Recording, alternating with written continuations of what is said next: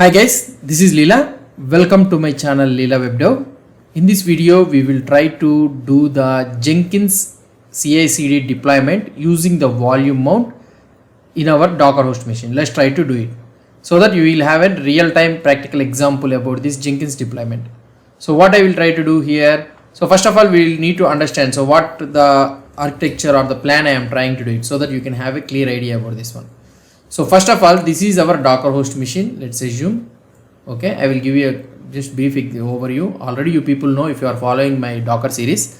And this is our Docker host machine. Okay, and here you will be having the ENP S03. So that is nothing but the network which it will be connected. And here you will be having the Docker bridge. Okay, Docker bridge you will be having. And this one will be having something around 172.17.0.1. So like this you will be having. And now in this one you will be creating a container, and here I will be creating a Jenkins container. Okay, and Jenkins container will have something like 172.17.0.2. and now Jenkins, the volume, I need to create a volume here, something like a Jenkins underscore data. Okay, so I need to create Jenkins underscore data, and this volume, okay, and this volume needs to be connected to the container. Now, and here this one will be connected to like this, and here this one will be connected to like this.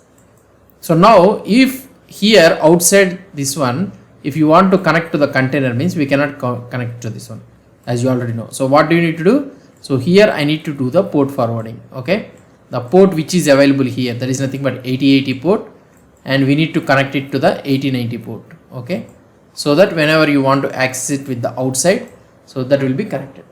So this is the concept which you will be trying to do. So let's try to implement this scenario. Now here I am opening the MobiXStorm or anything you are using. So putty or anything, whatever the thing you are using, you can use it. And here I will create the Docker container, and this is the code I am writing. Docker container run -d -- name. I will be creating Jenkins -container. Okay. And I will be using Jenkins -container, right? -p 8090 is to 80 the port will be listening, and here I need to give the volume -v space. So here if you try to understand, if you go to the Jenkins thing, I will try to show you. If you open the Chrome here, this is our Jenkins. So this is the image which we are trying to use it. So I am trying to use directly the Jenkins. So here it will be telling that if you want to use the Jenkins, means we need to use the LTS release. Already we have seen this one in our previous videos about this one. So if you want to know more about, means you can read the documentation of this one. So you can have it, take a look at this one. But let's try to do. And the Jenkins, I will be creating the Jenkins underscore home, whatever it may be, the name. And I want to do it to the var/Jenkins underscore home. So this is the directory which we need to save it. And at last I need to give the Jenkins/Jenkins :LTS. That's it. So now I will try to create the container. Unable to find the image. So that means, so here the image is not available. So it will try to download the image, pulling the image, and after pulling the image, it will try to create the container. So let it create the container. After creating the container, what we need to do? So then we need to have the URL. So we already have the URL, right? Let's try to see. I will try to show you. Let it download. It may take some time. Depending on your internet connection, it will take some time normally. So here we had it. So now the container has been created. After creating the container, what we need to do it is, so I have created the container. Now I need to open this one in our Chrome. So let's try to open here. So what I need to do here, 192.168.0.13, and I was listening to 8090 port. That's it. Now if you try to open, it will open the Jenkins. So let it open. So it will take some time. I think my internet is a little bit slow. So yeah, here it is trying to open. Please wait while Jenkins is getting ready to work. So it will take some time, and it will ask you to have the password. Let it come. Now it is asking you to give the password for this one. So the password is available in var Jenkins underscore home secrets initial admin password, right? So we have given this var Jenkins underscore home the volume. So let's try to check it in the volume whether the initial admin password is there or not. So for this one, what I will try to do is, so I will go to the as a root user, fine, and I will use cd / var / lib / docker / volume / Jenkins _home. Okay, and here you will be having cd _data / secrets, you will be having in the secrets, and here I can do initial admin password. So this is the password which you will be having. And if you want to check the password for this one means, so you have another way, that is nothing but docker container logs Jenkins _container. If you want to check this container means, you can check it here also, you will be able to see the same password here. So the anyway you can try it, and let's go here into this one, and I will paste the password and click on the continue. So you click on the continue, and it will ask you some plugins to install. So I will be installing some plugins, so it will take some time to download. Let it download. All the installed plugins has been installed. Now I am giving some random username, so you can give sample. I am giving the sample. So normally this is our root admin password, and here I can give test user, and here also test user @gmail.com. okay, so I am clicking on the save and continue. Okay, let's click on the save and continue, and this is your URL. Fine, save and finish, and here we are able to see the Jenkins has been finished. So you can start using the Jenkins. So this is all the steps and all the things we have understood. So now what I am trying to do is, I am trying to create a new item or create a new job, whatever it may be, you can create it. So now I am creating a new job here. I can create something like a job one or a demo job or anything.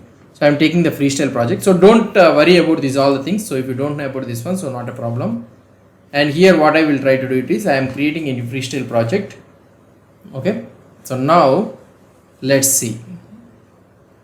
Now here when it is loading, and I will try to create. So here you will be able to see discard GitHub project and all those things it is asking. So just I will try to go directly to the build steps, and here I will try to add an execute shell, and I will give some commands here. So there is nothing but it needs to execute /bin /bash the shell name, and I will be giving here echo welcome to the Jenkins environment or something like this I am giving. Okay, it will try to execute some command ls-l, and here I will give command successfully triggered. Okay, and I will use this one. So that's it, and I will save this build step. Fine.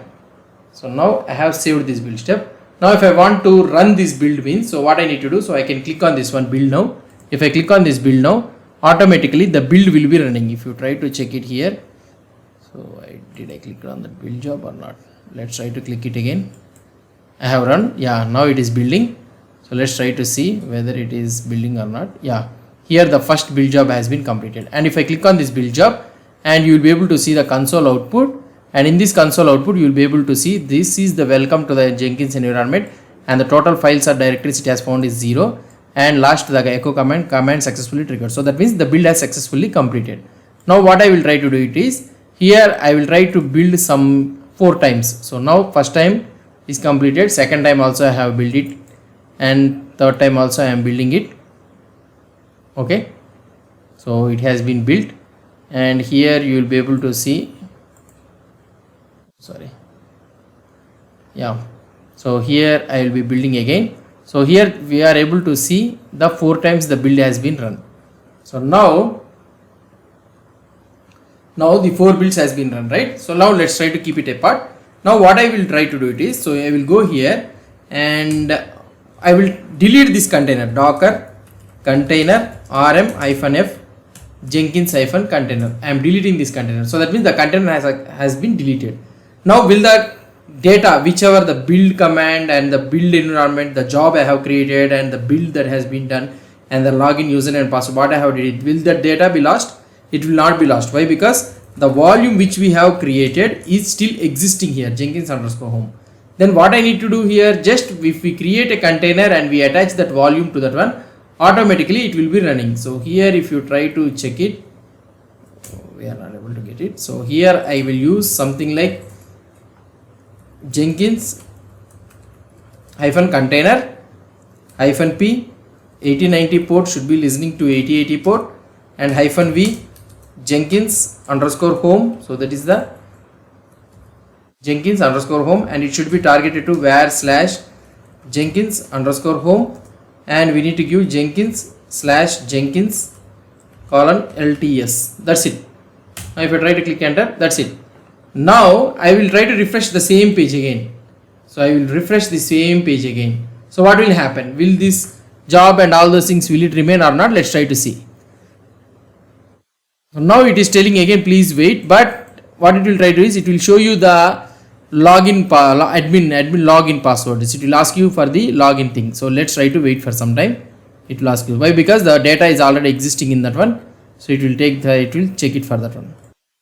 See, if you try to see here, it has been moved to the login password. Why? Because the old data it is having, so the authentication and all those things token is not working. It is asking for the admin password. So whatever the user and the password you have created in the old container, the same username and password I am giving it here. So now if you try to give it here, automatically it will try to log in inside to this one. Successfully it will try to log in. So it has been logged in, and the commands also. So you will be able to see the build which I have did it. The 4 builds which I have did in our old container. Now I have deleted that container, but the data is still remaining. So this is the practical implementation of how the volume mount actually works. So now if you delete the container, or if you stop the container, or whatever it you do, the data will not be lost. The data will be staying in the volume only. So this is the real-time example what I want to show. Hope you understood about this concept. If you have any doubts or any suggestions, please post the comments below to this video. And if you like this video, please do support me by subscribing to my channel. Thank you.